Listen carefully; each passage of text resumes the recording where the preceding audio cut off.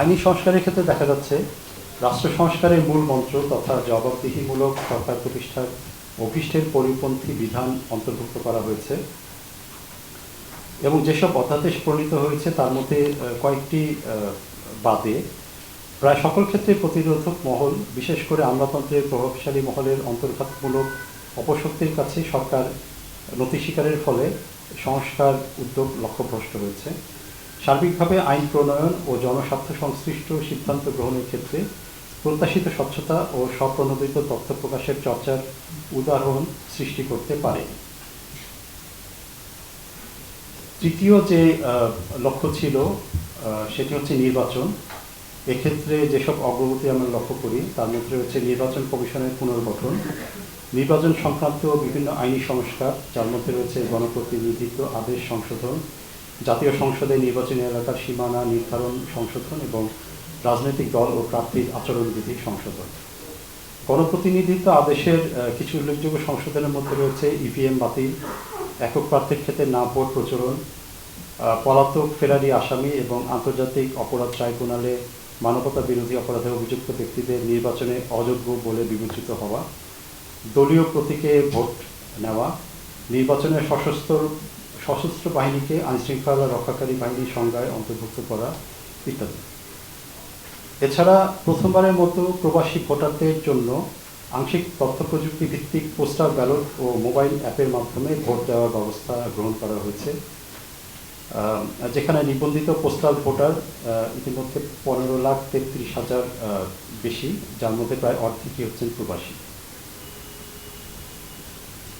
এছাড়া রাজনৈতিক দলের নিবন্ধনের ক্ষেত্রে অন্তর্বর্তী সময়ে 14টি নতুন দলকে নিবন্ধন দেওয়া হয়েছে এবং বর্তমানে নিবন্ধিত দল হচ্ছে 59টি। রাজনৈতিক দল হিসেবে জামায়াতে ইসলামীকে বৈধ ঘোষণা করা হয়েছে এবং আওয়ামী লীগের ছাত্র সংগঠন বাংলাদেশ ছাত্রলীগকে নিষিদ্ধ ঘোষণা করা হয়েছিল এবং পরবর্তীতে আওয়ামী লীগের কার্যক্রম নিষিদ্ধ ঘোষণা এবং নিবন্ধন স্থগিত করা হয়েছে।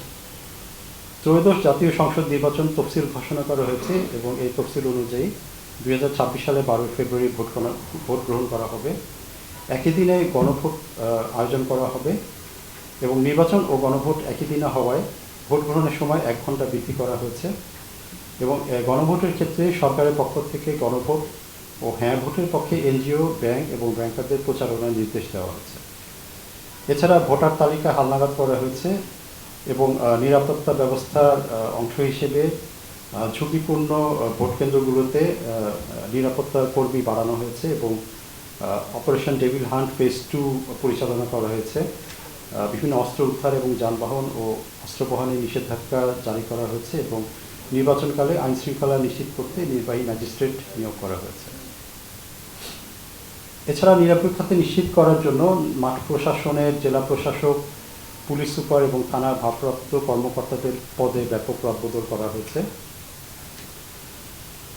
81টি স্থানীয় সংস্থা পর্যবেক্ষক হিসেবে নিবন্ধিত হয়েছে, যেখানে 55,454 জন পর্যবেক্ষক হিসেবে কাজ করবেন এবং বিদেশি পর্যবেক্ষক হিসেবে 330 জনের কথা সম্প্রতি নিশ্চিত করা হয়েছে এবং পর্যবেক্ষক হিসেবে European union, Commonwealth, NDI, IRI অংশগ্রহণ করবে বলে জানা গেছে।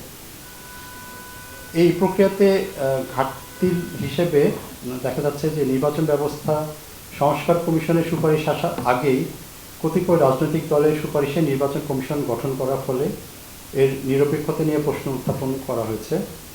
গণপ্রতিনিধিত্ব আদেশ সংশোধনের ক্ষেত্রে কোনো সমালোচনা উত্থাপিত হয়েছে, যেমন নির্বাচন ব্যবস্থা সংস্কার কমিশনের অধিকাংশ গুরুত্বপূর্ণ সুপারিশ গ্রহণ না করা, কেবল একক প্রার্থীর ক্ষেত্রে না ভোটের বিধান রাখা, জোট গঠন করলেও প্রতিটি দলকে নিজস্ব প্রতীকে নির্বাচন করা বাধ্যবাধকতা ইত্যাদি নিয়ে রাজনৈতিক দলগুলোর মধ্যে ভিন্নমত এবং বিতর্ক ছিল।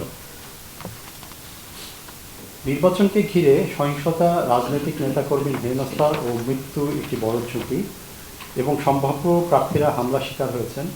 দেখা যাচ্ছে তফসিল ঘোষণার পর 36 দিনে সারা দেশে অন্তত 15 জন রাজনৈতিক নেতাকর্মী হত্যাকাণ্ডের শিকার হয়েছেন এবং 2025 সালে অনেক রাজনৈতিক সহিংসতা ঘটেছে এবং অনেকে নিহত হয়েছেন। এছাড়া ডিপফেক ও ভুল তথ্যের বাড়তি হুমকি রয়েছে, সংখ্যালঘুদের ওপর হামলার ফলে উদ্বেগ সৃষ্টি হয়েছে। থানা থেকে লুট হওয়া বিপুল পরিমাণ অস্ত্র উদ্ধার না হওয়া এবং নতুন করে রাজনৈতিক ব্যক্তিদের অস্ত্রের লাইসেন্স দেওয়ার উদ্যোগ নেওয়ার ফলে সহিংসতার ঝুঁকি বেড়ে যাওয়ার আশঙ্কা রয়েছে। মাঠ প্রশাসনের কর্মকর্তা, বিশেষ করে গত 3টি নির্বাচনে দায়িত্ব পালনকারী কর্মকর্তাদের বাদ দেওয়া, উপদেষ্টাদের দলীয়করণ এবং নিরপেক্ষতা বজায় রাখা নিয়ে রাজনৈতিক দলগুলোর মধ্যে সংশয় ও মতবিরোধ লক্ষ্য করা যায়। 46টি আসনের সীমানা পুনর্নির্ধারণ নিয়ে অসন্তোষ লক্ষ্য করা গেছে, যেখানে উচ্চ আদালতে অন্তত 27টি রিট আবেদন দাখিল করা হয়েছে। ভোটের জন্য চিহ্নিত প্রায় 12,500টির বেশি সরকারি প্রাথমিক বিদ্যালয় ভোট কেন্দ্র হিসেবে ব্যবহারের অনুপযোগী। এছাড়া ইসি কর্তৃক প্রাথমিকভাবে বাছাই করা 73টি পর্যবেক্ষক সংস্থার অনেকগুলোই নাম সর্বস্ব বা সক্ষমতাহীন বলে অভিযোগ রয়েছে। এছাড়া প্রার্থীর মনোনয়ন যাচাই বাছাই, ঋণখেলাপি ও দ্বৈত নাগরিকত্বের ভিত্তিতে প্রার্থিতা বাতিলের ক্ষেত্রে রাজনৈতিক দলগুলো থেকে নির্বাচন কমিশনের বিরুদ্ধে পক্ষপাতের অভিযোগ উঠেছে। হলফনামায় দাখিলকৃত তথ্য যাচাই করার সক্ষমতা দায়িত্বপ্রাপ্ত প্রতিষ্ঠান অর্থাৎ নির্বাচন কমিশন এবং অন্যান্য প্রতিষ্ঠানের নেই, অথবা থাকলেও তার পূর্ণ ব্যবহার করা হচ্ছে না। প্রতিটি বৃহৎ রাজনৈতিক দলের বিরুদ্ধে নির্বাচনী আচরণবিধি লঙ্ঘন, নির্বাচনী ব্যবস্থাকে প্রভাবিত করার পারস্পরিক অভিযোগ উত্থাপিত হয়েছে। কোনো কোনো ক্ষেত্রে নির্বাচন কমিশন ব্যবস্থা গ্রহণ করলেও নির্বাচনী আচরণবিধি লঙ্ঘনের ক্ষেত্রে নির্বাচন কমিশনের শক্ত অবস্থাননামায় ঘাটতি লক্ষ্য করা যায়। দেখা যাচ্ছে সার্বিকভাবে নির্বাচন ও গণভোট উভয় ক্ষেত্রেই প্রযুক্তি, আইন ও প্রক্রিয়ায় বড় সংস্কার করা হয়েছে। নিরাপত্তা ঝুঁকি ও এআই এর ব্যবহার করে ভুল বা অপতথ্য একটি বড় চ্যালেঞ্জ। তবে নানা প্রতিকূলতা, অস্থিতিশীলতা, অসুস্থ নির্বাচনী প্রতিযোগিতা ও সার্বিকভাবে গণতান্ত্রিক উত্তরণের সম্ভাবনা নিয়ে আশঙ্কা থাকলেও এখন পর্যন্ত নির্বাচনমুখী পরিবেশ রয়েছে।